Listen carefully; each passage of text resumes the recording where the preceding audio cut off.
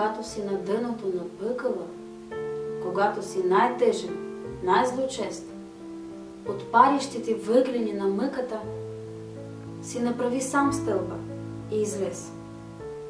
Когато от безпътица примазан си и си зазидан в 4 стени, от всички свои пътища прерязани, нов път си направи и пак тръгни. Светът, когато мръкне пред очите ти и притъмнява в тези 2 очи, сам слънце се създай и от лъчите му с последният до него се качи.